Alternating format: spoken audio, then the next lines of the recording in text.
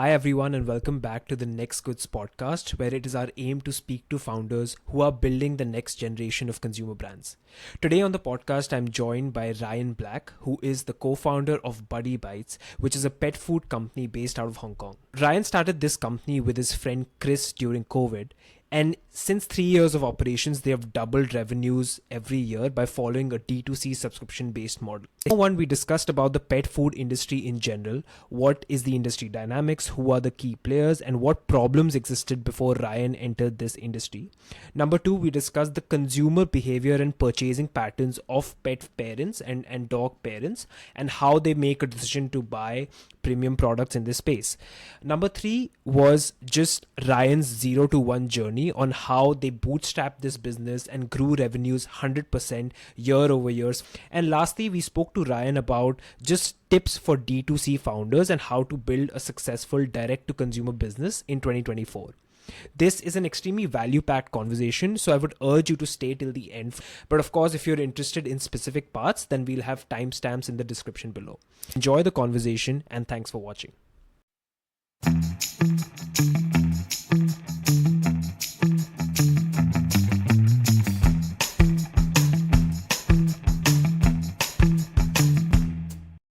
I'd just like to start up with your story first, just kind of understanding your background, because I know that you weren't always involved in the pet food ecosystem. So if you could just give a little bit of background yourself and why you decided to build something in this industry.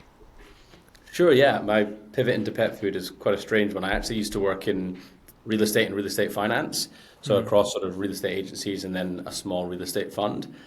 And I think there was always an itch to scratch. I always wanted to do my own thing, but as to what that curtailed to was a little bit I was unsure of. I did a bit of part-time education within the business space whilst I was working sort of 5-6 years ago, and got a little bit obsessed with direct-to-consumer business models.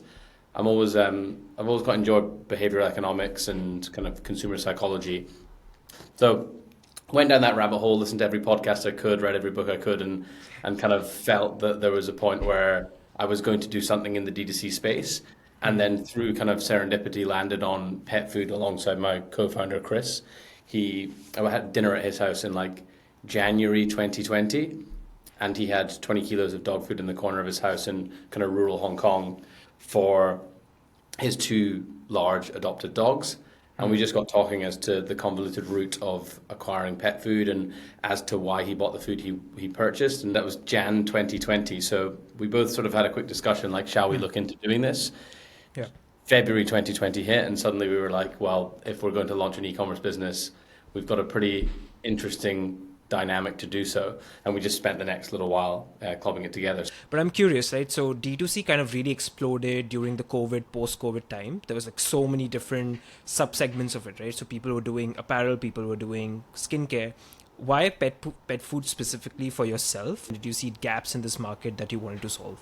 I'm a pet parent now. Actually, when I started, I was not. Chris kind of came at it very much from the passion angle, although I've always loved dogs, so it was a very easy decision to go down. Chris had good connections with shelters in Hong Kong, having adopted two dogs, and was well aware of like the problem that he found in buying pet food.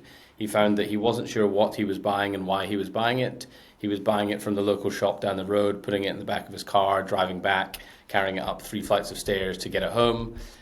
He saw that sort of every single shop, it was hard to differentiate between each product. None of them had much of a social impact. So in the case of pet food, Mars, Nestle, Colgate, and General Mills almost entirely dominate the space. Within that oligopoly, they rely almost entirely on distribution and retail. So if you look at Hong Kong and Singapore as the markets that we're in, there's essentially no direct-to-consumer pet food brands. You walk into a store and the brands that you see won't even have a presence in Singapore and Hong Kong. They will have distributors who do the work for them. Now, there's nothing wrong with that. I think it's an incredibly impressive distribution network that's built up. However, there's kind of a classic innovator's dilemma where suddenly their consumers, so in the case of, say, Mars's consumers, their consumers are pet food chains or they are distributors. They're not you or me. And therefore, there's a little bit of a delay in terms of customer feedback, which provides direct to consumer an interesting opportunity to provide a better service than what is being delivered by retailers, I would say. And as time went on, we kind of felt that pet food was very much triggering this heavily oligopolized, retail almost entirely, interesting concept whereby the people who buy the product don't actually use it themselves. So there's all the tangential benefits to our product as an example, such as the giving back, such as personalization, such as incredibly good quality customer service, which isn't actually the product itself, it's everything around it. And it's very hard to replicate them in a retail environment. Thanks for that explanation. And what I'm taking away from this is, in terms of industry dynamics, what you saw is that this is again, as you said, right, fairly consolidated market where a few big players had the large share of the market. But the gap was in terms of the channel, it was being sold via the traditional retail route, where it's distributors who are buying in bulk, and then consumers are just kind of opting for what's there rather than really deciding what they want for their pets, right? You mentioned something interesting, which is, again, Chris, your co-founder, like, he had this issue that whenever he went to buy the products that were in the market, he didn't really know what he was buying. And you mentioned this whole aspect of quality, right? I just want to touch a bit on that. Like, what was the problem in the existing products in terms of the ingredients that were being used and why they were not that great for the pets' consumption? Over the past sort of 30, 40 years, pet food consumers have changed drastically. Like, it has gone from buying pedigree or whatever is off the shelf because you know it's a big brand and feeding it to your dog and just getting on with it, to people caring for pets like they're their child. In some cases, even more so. And during that period of time, pet food hasn't really changed. It's gone from very, very similar ingredients, which are, not a bad solution, but certainly A, not perfect, and B, not what the consumer is wanting. And now you have consumers very much driving some trends within the pet food industry, and a lot of it drip feeds down from the human food industry. So very simply, like pet food, so dry pet food, which we provide, you can either use fresh meat first, or you can also use meat meal, which is dehydrated meat. We're, for example, driving fresh meat as the first ingredient for all our recipes. This is both A, because it guarantees the quality of the meat, and B, it enables consumers to be confident in that. And I think that's a very obvious trend coming from the human food trend. We also add prebiotics and probiotics to our recipes. Again, this is a drip feed down from the human food trend of gut health, and very much something that we focus heavily on. We have a vet on board who's been aboard with the business since day one. And there's a pretty big opportunity, back to the point of competition being heavily slow moving and through retail. It takes a long time for recipes to change when you are at scale. And I think it's an interesting opportunity for more nimble startups to provide product that is both at the sort of leading edge of where pet food is going, as well as also in line with what consumers are desiring. The large majority of pet food consumers are incredibly well researched. No longer is it just walking into a pet store and buying what your vet told you to. Most people have done pretty significant amounts of research, which just would not have been the case 20 years ago. That's super interesting, and one thing you mentioned definitely is how people now care about their pets as they would their child, or sometimes even more. And the other interesting point you mentioned is about consumer behavior. So you mentioned how the same trends that we're seeing in food and well-being for humans, that's kind of trickling down to the pet food industry as well. And presumably that's because the decision maker is still a human in both cases. Yeah, absolutely. I mean, there is a point, I think people kind of have amnesia to the fact that humans' knowledge of food was pretty awful 30, 40 years ago. Yeah. Like, you go back 60 years and people thought smoking was good for you. I think a significant portion of nutritional research will be obviously human-driven, and therefore there can be a lot of learnings taken from that can then drip feed into other sectors. Even more so, I think much like childcare as well, like baby food as an example, people almost feel more attentive to nutritional decisions when it's not themselves. I think they're happy to make a mistake on themselves. The amount of people, like, we always make the joke of like the customer that we have drilling into like the nutritional advice of our pet food, and knowing fine well that like the large majority of humans like will eat a McDonald's once a week and they're fine with it. So people actually care more for like babies and pet food than they will their own food, which is it's a good thing. It's a good customer to have. It means they're passionate. Yeah. No, that's so important. The more knowledgeable your customer is, the more they understand the value of your product, and the more they're willing to kind of make the investment in, let's say, having like a subscription and going through your platform as opposed to what's already out there in the market. Right. So, I just want to take this opportunity to understand a bit more about your product and positioning in the market, because as you said, this has been a fairly consolidated market by the big players, and D2C is fairly new in this space, right? So I just want to understand from your product perspective, how are you positioning it? Is it a premium product versus what's already there in the market? And what is the kind of consumer that you're going after? Yeah, sure. So I think the pet food space is kind of segmented into a few different categories, so to speak, whether it be cooked food, raw food, dry food, kind of lower end dry food. Um, we are in the dry food space, which is what quintessential pet food is, extruded, cooked at a high temperature, very much similar to how cereal is made or protein bars are made. It enables you to ensure that you're getting the full nutritional scope needed in one meal. A lot of vets will be very pro it because they know there's very little mistakes that can occur. And you can still provide it at a very high quality. So we are in the hyper premium category within that chunk of the market, which is definitely the largest part of the market. I think most people, although there are certainly some raw and fresh food brands doing pretty well, kibble remains because of, I guess, convenience and also a lot of just comfort in the fact you're feeding your dog the full micro and macronutrient profile they need. Pet food is an interesting market for direct to consumer or consumer generally because it is a very sticky vertical. When we get a customer who likes our product, they stay for a long time, so long as, of course, their pet likes it. And that is a fantastic thing when you have a customer.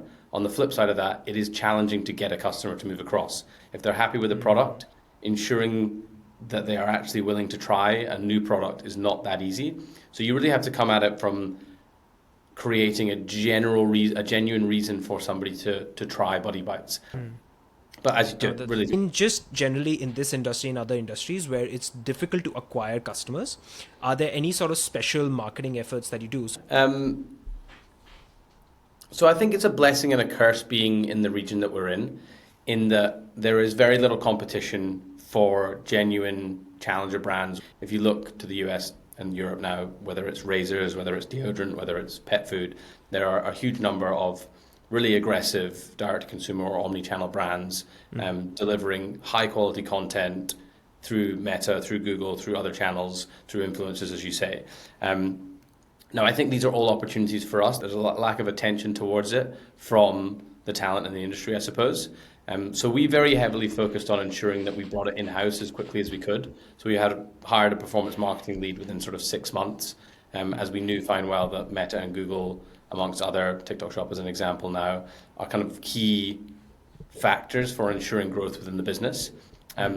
Again, I think on the blessing and a curse being in the region, because there's a lack of competition, there's a lack of successful stories, and therefore funding is challenging. If you look at the success stories within the US and the UK, for example, within pet food, raising a huge amount of money and throwing money at Meta in a pretty aggressive manner seems to be a strategy. I'm sure it's done incredibly effectively, but you look at the lifetime value of a pet food consumer and it's pretty large.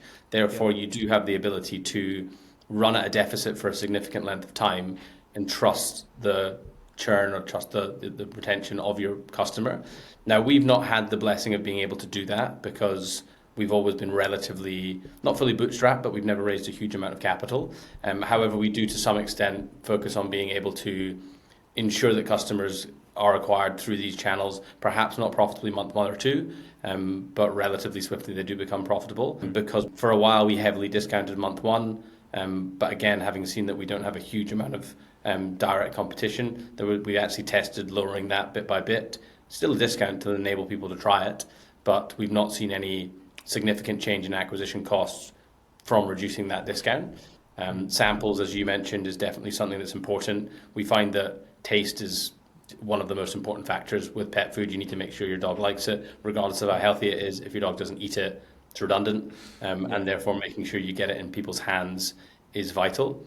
I think socials is a really interesting angle for us because we are more nimble than obviously the big incumbents. We can do what we want a bit more, and it's pets. It's like super primed for socials. Yeah. Yeah, so many people now seem to follow more dogs on Instagram than they do people. Yeah, Um, yeah. Certainly within the space we're in. So we kind of look at Instagram for awareness, and then further down the kind of acquisition funnel, we go more into like samples, then into the email flows, and then more into performance. And it really is an ecosystem. Again, great learnings there. So my takeaway from this is basically that, if you're trying to kind of acquire customers in this sort of a category where it's difficult to acquire customers, you need clear value proposition like you guys have. Taste being a key one, because if your dog doesn't like it, nobody's going to come back.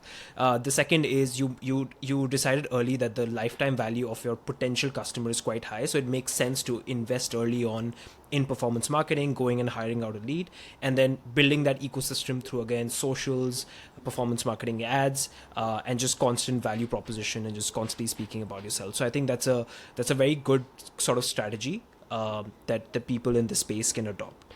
And now, I just want to get to your business a bit. When you started Buddy Bites with Chris, how long did you guys bootstrap it for? And when did you decide to kind of externally raise funds for this venture? We sort of ideated it very early 2020, Yeah. and then launched very end of 2020, so call it just before 2021. And the first 6-7 months was fully bootstrapped. Both of us still kept working at our own jobs, our previous jobs. The cost of the business was basically purely variable costs. We had no fixed cost for the first 8 months. It was how much the product cost, how much the shipping costs, and therefore it was a very much useful learning piece of the business. At the time, neither of us knew what we were doing, right? And we were able to outsource a lot of expertise, thankfully. But in terms of actually running the business, it was all just learn as we go. And I think those first 8 months were highly valuable for that, because we just were able to do it without spending too much capital, because we were able to also work on the side. We then raised, we basically at that point went, right, this works. We've got the retention in place. We basically wanted to work out, have we got a route to acquisition? And does the retention play out as we hoped it would? And both of those things were pretty apparently clear. And the feedback from the majority of people was that the offering was genuinely significantly better than what else was out there. So there was a yearning for it. So we've always stayed super lean. So even after raising money, only one of us jumped in full time. Chris spent another 9 months or so in his previous job. And we just continued to kind of focus on what we thought was working. The main reason for raising capital was, I guess, a bit of comfort to some extent, making sure that we had room to hire people so that we were able to grow on the operations side, and then also marketing. Because at that point, we'd found an organic route to grow through the shelters and through socials and a little bit of Meta, but we'd not really spent on it. Spent about 12 months growing the business in Hong Kong through that channel, and then call it 12 months later, we did another friends and family round to expand to Singapore, and kind of consolidate a little bit or kind of focus a bit on getting to a bit more scale in Hong Kong. So we've raised 3 small rounds, essentially, nothing ever that substantial. I think we've built a brand effectively and efficiently, and now it's a matter of how do we go about scaling it. So you've stayed lean. You've only raised as much as you need, and kind of allocated that on what's really required. So as you mentioned, right, performance marketing is something you identified as a key lever for your growth, being a D2C brand. So that's where you invested. But again, just having this sort of lean model, and just raising as much as you need, as opposed to throwing money at the problem and then potentially having to crash later or deploy a parachute later. So I just want to understand, today, from the time you started, how has your revenue sort of grown? And alongside that, how has your number of employees kind of grown as well? So we did about 300,000 US year one in our first year of business, and we've essentially doubled the last 3 years since then. The team side of things, so as I said, we started, myself and Chris, both part-time working elsewhere, and then we hired a performance marketing lead and an operations, kind of someone who did a jack of all trades, so to speak, was the kind of MO. We're now a team of 7, including myself and Chris. So Chris, myself, I kind of do marketing and finance. Chris, ops, product, people, and that works pretty well. I think it's super important. I'm sure we'll get into it, but the co-founder dynamic is a pretty key part of, I think, any. I have no idea how people do it on their own. Then performance marketing lead. a marketing lead and then a content lead. Like we're very well aware that that marketing and content ecosystem is absolutely vital for us scaling our business. Like we need to be able to get attention and we need to genuinely differentiate ourselves.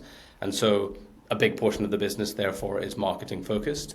And then an operations lead and a retail lead in Hong Kong who we hired recently. I think I've always been of the opinion that direct to consumer is a way that you can build a brand that you can then take into traditional distribution channels. I think if you feel pet food is certainly a vertical where direct to consumer suits. It's a heavy product. Subscription works because dogs eat the same amount each month. However, if you look at Hong Kong, like 75% of pet food is still sold in stores. Therefore, you just I don't know why anyone would think any other strategy than taking a brand on shelf at some point. However, my strategy has always been don't take a brand on shelf until people know of it or know a bit about it, because you'll go on shelf, there'll be no volume, and therefore you'll fall out with the retailers. And in smallish markets like Hong Kong and Sing, there are only so many retailers. So our strategy has always been build a brand online, get X amount of 5-star reviews, make sure people know about the brand for the right reasons, then take that brand on shelf, ensure sales velocity early on, and you'll grow those retail relationships. So we just recently hired somebody for retail with that in mind. And the initial result has been pretty positive. Up until 3 months ago, we were like 98, 99% direct to consumer. And it is still heavily direct to consumer indexed. But there's a big opportunity for us, I think, on shelf that we're now trying to execute on. That's a great learning, because when I speak to founders, right, people who are running D2C businesses, they've often complained so many times that they started D2C, but then in markets where the retail landscape is very consolidated, they go into the retailers prematurely, and they get a really bad deal in terms of the margin structure. And once they're on the shelf, their product doesn't move a lot. So I think what you guys are doing is pretty smart, building a solid community of loyal customers first before you take it to the retail shelves to ensure that it is fast moving when it gets there. So the number one thing you mentioned is on co-founder dynamics, right? So you told us the story of how you met Chris, but tell us a few learnings there. How should you set up that co-founder relationship? A lot of people will say, and I think this is pretty valid, that try and find people who complement each other from a skill set perspective. If somebody is good at one thing, then try and find somebody who's good at another. I think more importantly than any of that, make sure you find somebody that you'd be willing to go through some pretty horrible situations with. If things go well all the time, that won't happen. However, there is not a single business in the world that hasn't gone through some very, very stressful situations. I think someone described running a startup to me recently as significantly more fun than they expected and significantly harder. And I think that's pretty accurate. Like the peaks and troughs are bigger. I think it's far more relentless than people. I mean, you get it, right? Like you understand that you're on 24/7, but until you kind of live that, I think it becomes hard to really truly understand. And therefore, I think more important than anything else, it's like somebody who's there both on the same like wavelength as you for that, but also like support on both sides. Like I think half of it is just like providing therapy to one another. I think we were quite fortunate where our first angel investor who invested in a safe super early on, he was like a multi-term entrepreneur. He'd started a number of businesses himself, and therefore he'd been through a lot of it himself. And therefore, in terms of setting up founders agreement and the likes, he was very useful for sort of thinking. Both of us went incredibly naively, sort of saying like it'll be fine because everything was going up and to the right, and we hadn't come across any massive stressors yet, which have happened. And therefore, he was incredibly helpful to say, look, these things will happen along the way, and therefore you have to have both like an agreement between you verbally, but also where possible, something down on paper that means that in certain situations you have safety nets or you have ways to work out problems. When you're starting a pet food business, especially like a D2C pet food business, what are some things that nobody's going to tell you that you'll only get to know once you're running it? Like we spoke earlier about how great it is having incredibly sticky customers within the pet food space. And then you obviously then realized that means it's very hard to acquire customers. I think that's an interesting kind of concept. Same thing with subscription. Like we have like almost all of our revenue is subscription, call it like 99% month over month, which is great. We have like really passionate customers who love the fact that they are delivered convenient product month after month.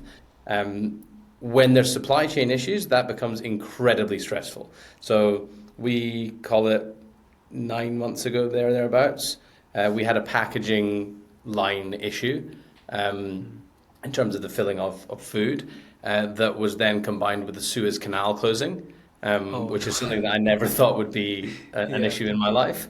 And suddenly we went from having incredibly reasonable lead times to very long lead times. And we had X number of customers needing food by a certain point. If there's not food by a certain point, this could get really messy. It can be incredibly stressful. So I think you've got to find your way to manage that, I think is important. And just a last kind of question from me, right? Knowing what you know now, if you had to start a consumer D2C brand all over again, what are some things that you would do differently? I think when you see growth, like as growth occurs, you begin to be very, like margins become more important and lead times become more important. I think lead times particularly is something that has been more of a focus for us moving forward. If it's consumer specific, then cash is almost less important than cash flow. And I think that as time has gone on, has been like, as we spoke about just earlier, the delays in lead times because of the Suez Canal and packaging issues, suddenly the working capital cycle was just a nightmare, and the actual cash almost became less important than like what the actual lead times looked like. So I think that's something to be aware of early on, I would say. Like, where's my product coming from? How long does it take to get to us? What are our terms? And what's the sales cycle? Whereby, like, if we grew really fast at the moment, it could damage our business significantly. Like, we have to almost sort of keep pace with our growth to make sure that we are well capitalized enough to cover any incoming product. So I think that's pretty important. I think I would almost look slightly into the future for working capital and also margin. So like us, for example, now we very much focus on dry food as our primary product, but then we look at box economics quite significantly in terms of, are people adding treats? What else can we add, like supplements, toppers, that would result in the same logistic cost being true, but the average order value of the customer being higher. So I think I would like look forward a bit more and be like, in a slightly more mature environment, what do the economics of this business look like? Because in a good scenario where you see growth, it can actually be disastrous if you've not really thought about that in future. You really need to make sure that like your margins, your working capital, and your average order value actually make economic sense if and when you get to a little bit of scale. I'd say that's probably pretty vital, because at some points we've been a little bit on the back foot, like, right, we need to make sure we add the right products to ensure the margins are well suited. We need to negotiate pretty aggressively on payment terms for suppliers to make sure that our lead times make sense. I think we've done an okay job of this in a short space of time, but in hindsight, I probably would have mapped it out a bit more clearly from day one. I see. No, again, it's like superb accelerated learning. So like, as you mentioned, number one, I think is cash flow sometimes is more important than actual surplus cash. And what you mentioned as well, right? You need to kind of think long term on how you're going to maximize that average order value, and kind of just upsell your customers so that the whole unit economics of each order makes sense. What I like to do towards the end is just to give the founder a bit of time to kind of do a call to action to our viewers listening on why they should buy your brand and why they should support you. We're trying as hard as we possibly can to make sure that the nutrition is as high quality as it could possibly be. We're trying as hard as we can to feed as many dog shelters as we possibly can using the give back model. We're now donating around about 12 tons just about per month. And that's covering like 4,000 dogs thereabouts every single month. Wow. And we're trying to make sure that the consumer experience is as good as possible. We're incredibly happy with where the product's up to, and we hope that the service and offering is as good as the product. So yeah, we find that our customers are incredibly loyal. All we need to do is ensure that people try us for the first time. So yeah, give us a shot. Thank you so much. And I think personally you have a great product. You have a very clear value proposition. So thank you so much for sharing. No problem. Thank you very much for having me. I really, really enjoyed it.